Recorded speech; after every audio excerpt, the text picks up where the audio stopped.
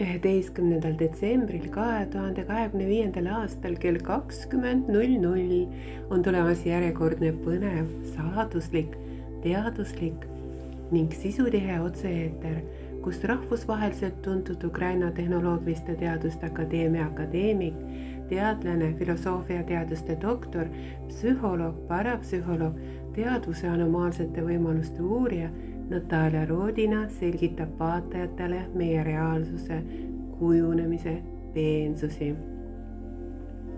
Selle otse-eetri teema on järgmine. Planeedil toimuvad muutused ja kosmiliste tegurite mõju avaldavad olulist mõju inimkehale ja eriti psüühikale.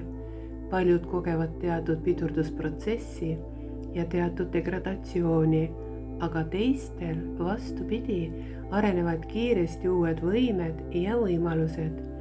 Üks selline ebatavaline nähtus on telepaatia. Selles järjekordses uues saates selgitab Natalja Vladimirovna selle nähtuse mõistmise põhitõdesid ja annab kuulajatele põhilised tööriistad telepaatiliste võimete arendamiseks.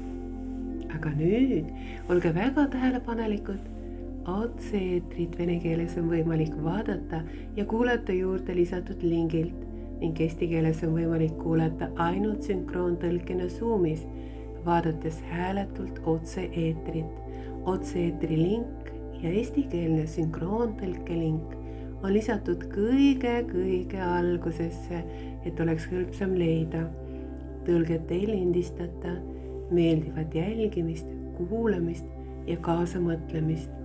Meil on hea meel, kui te võtate osa sellest inforikkast otse-eetrist.